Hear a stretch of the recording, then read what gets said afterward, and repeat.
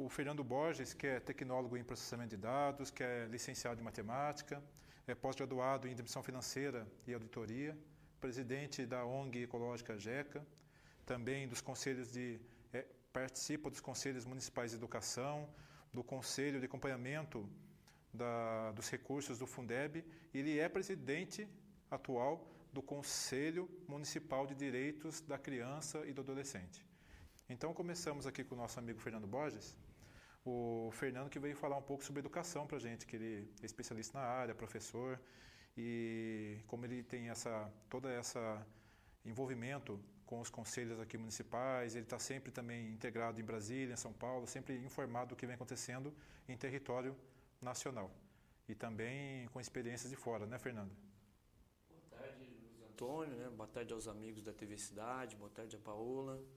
Nós estamos à disposição aí para falar um pouquinho sobre educação. Né? A educação ela traz uma contribuição muito importante na questão da formação cultural do indivíduo, já que ela trata da formação global das pessoas. Eu acho que é importante dar os primeiros passos, né, da valorização da cultura dentro da educação.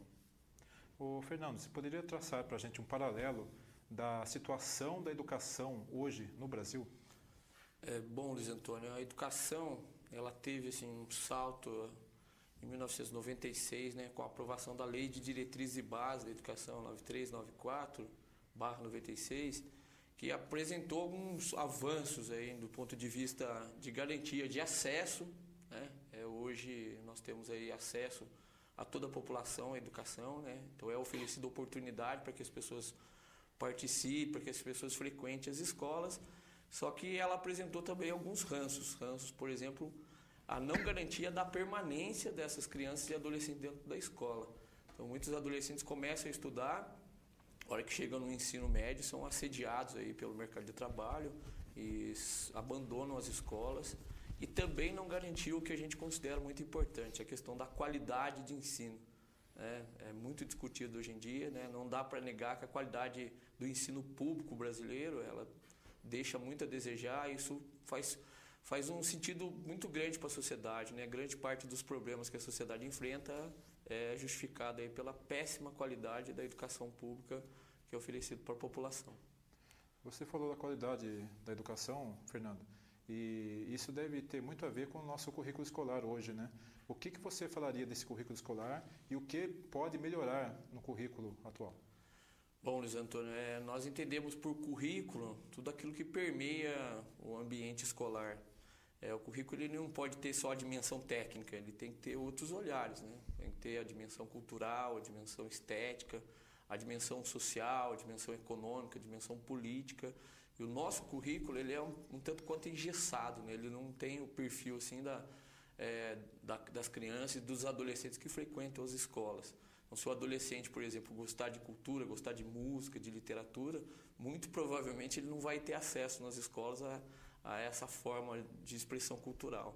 Então, nós entendemos que o currículo ele tem que estar mais conectado com os interesses, né, dessa juventude. Tanto isso é verdade que a juventude hoje em dia se interessa muito pouco pelo ambiente escolar.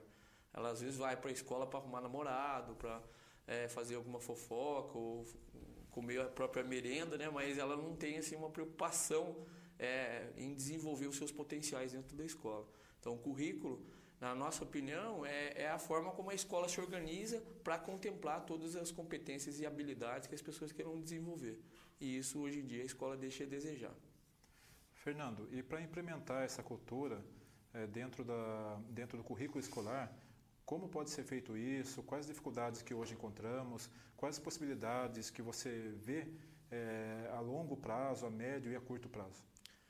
Bom, Luiz, o primeiro passo para a implementação da cultura dentro do currículo escolar é você ter um diagnóstico preciso, né, daquilo dos alunos que frequentam determinada escola, o diagnóstico dos professores que frequentam, que trabalham nessas escolas, né? Nós temos professores que são muito habilidosos, né? Mas às vezes eles não são habilidosos na parte técnica, né, das disciplinas. Eles têm outras habilidades, com a música, com o teatro, com a literatura, e essas habilidades elas são pouco aproveitadas. Porque o currículo, por exemplo, do Estado de São Paulo ou da Prefeitura Municipal de Taubaté, ele na verdade engessa o professor.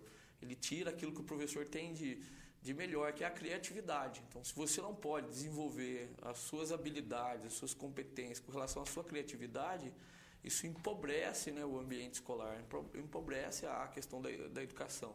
Então, a cultura ela vai poder ser implementada dentro das escolas a partir do momento que a proposta político-pedagógica da escola ela tiver esse olhar, né, do ponto de vista cultural. Absorver a identidade cultural das pessoas que frequentam a escola e, a partir daí, fazer uma intervenção mais precisa. Fernando, agora algumas perguntas que, às vezes, a gente comentando com amigos por aí, muitos falam de algumas matérias que existiam na grade curricular antigamente, lá na época dos nossos pais, nossos avós, e que foram retiradas. Por exemplo, a astronomia. A astronomia foi retirada, se não me engano, na década de 30, pelo Capanema, quando ele era ministro da Educação, lá na época do Getúlio Vargas. Muitos falam que a astronomia como currículo, como matéria do currículo escolar, faz com que nós, seres humanos, vejamos a dimensão do nosso universo, a dimensão de nossa galáxia e, por consequência, sejamos até mesmo mais humildes, tenhamos uma dimensão de nosso espaço, de nosso lugar no universo. Você acredita nisso, no caso da astronomia? Eu vejo assim, que a astronomia é um dos instrumentos importantes para que as pessoas possam conhecer, né, a própria existência, o próprio funcionamento do universo.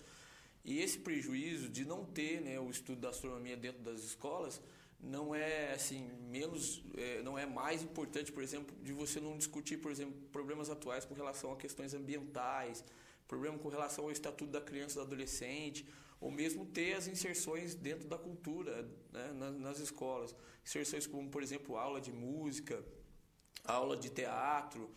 Tudo isso seria importante para proporcionar para essa criança e esse adolescente uma formação mais ampla. Nós estamos, na verdade, formando crianças e adolescentes para ser aí mão de obra barata no mercado de trabalho. Essas pessoas, elas, para poder alcançar aí um patamar no mercado de trabalho melhor, elas vão ter que tirar do próprio sustento, do próprio orçamento para investir aí numa faculdade, provavelmente uma faculdade particular, para poder galgar aí um espaço melhor no mercado de trabalho. Enquanto isso, as escolas públicas elas mal formam para as pessoas ocuparem esse espaço da mão de obra barata, né? Talvez seja um projeto, né, de não permitir com que as pessoas se desenvolvam plenamente dentro das escolas e aí elas ficam à mercê aí desse espaço da mão de obra barata. Então são várias dimensões que são abandonadas dentro da escola, né, astronomia, vários outros tópicos são abandonados exatamente para sucatear aí o ensino e colocar essas pessoas à disposição da exploração do mercado de trabalho.